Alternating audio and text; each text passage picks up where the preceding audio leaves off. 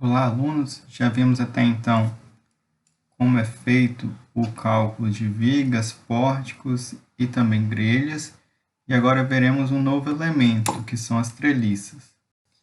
A definição de treliça, que são elementos reticulados, são barras lineares ligadas entre si através de rótulos, e necessariamente todas as cargas que irão atuar precisam estar aplicadas nos nós, nessas rótulas.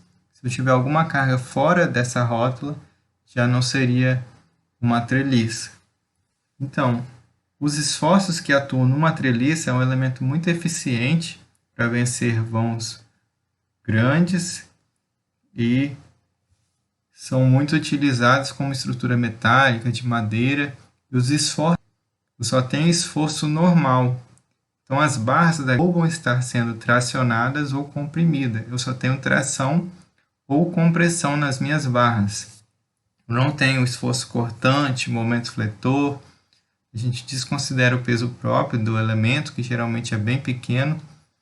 Então, no cálculo de uma treliça, nós precisamos determinar as reações de apoio e qual o esforço normal em cada barra, quanto que é o valor da tração ou compressão em cada uma dessas barras. Tem alguns exemplos de treliças que já são pré-determinadas a disposição das barras, mas pode ser feito de diversas formas para formar a treliça. Aqui outros exemplos de treliças, nós vemos muitos exemplos em galpões, em telhados metálicos, telhados de madeira, geralmente são formados por treliças.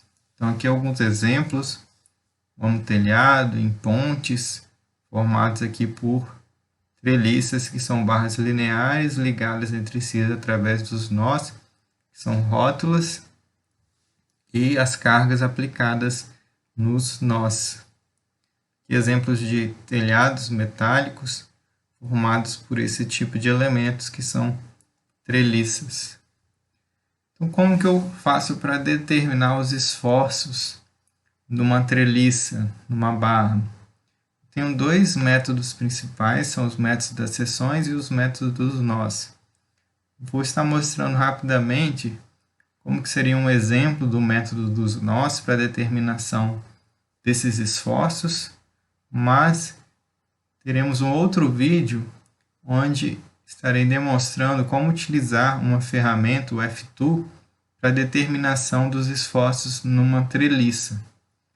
Aqueles que tiverem acesso podem utilizar esse software para determinar os esforços nesse tipo de elemento e também em vigas e pórticos também.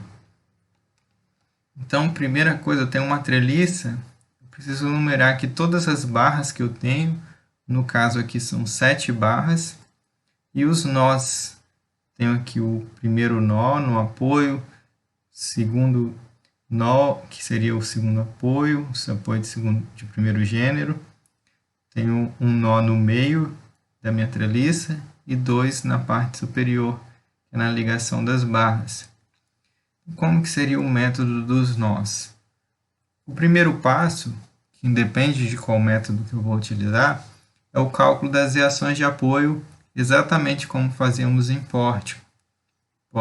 Então eu faço somatória de forças verticais igual a zero, somatória de forças horizontais igual a zero, e somatória de momento no ponto A, por exemplo, igual a zero. Então, utilizando essas equações, somatória de forças horizontais, vou achar o valor do HA, que é igual a 6 kN, porque eu tenho uma carga de 6 aplicada da esquerda para a direita. Então, vou encontrar o valor de 6 da direita para a esquerda. Somatória de forças verticais igual a zero, teria VA mais VB menos 40 igual a zero.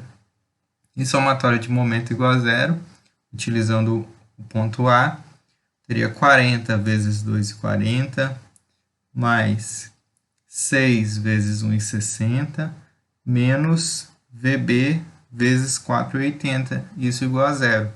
E aí eu encontro o valor de VB igual a 22 e VA igual a 18. Então, Então, eu encontro aqui as reações de apoio exatamente como fizemos em PORT. Após isso, o método dos nós, eu vou analisar separadamente cada nó, cada rótula, porque a somatória de forças que chega nesse nó precisa necessariamente ser igual a zero. Então, como a treliça geralmente são formadas por triângulos, eu teria que fazer a decomposição de forças para calcular a somatória de forças nesse nó, tanto na vertical quanto na horizontal, que é exatamente esse o procedimento do método dos nós. Então, só como exemplo, no meu primeiro nó, eu tenho a minha reação de apoio aplicado de 18, de baixo para cima, tenho o HA, que é 6, e eu tenho a força aplicada pela barra 1 e a força aplicada pela barra 2. Se eu somar essas 4 forças, necessariamente precisa dar igual a zero, porque esse nó está parado, uma estrutura estática. Porém, a somatória de forças em Y, as forças verticais, eu vou ter o meu VA, e de cima para baixo eu tenho a minha força 1, só que eu preciso decompor essa força, saber quanto que esse F1 decompondo vai aplicar de cima para baixo e da direita para a esquerda. Então, eu conseguiria decompor essa F1 na minha F1Y e F1X. Dessa forma, eu consigo determinar os valores dos esforços na minha barra 1 e na minha barra 2. Fazendo somatória de forças verticais, eu encontro que o F1 22,5.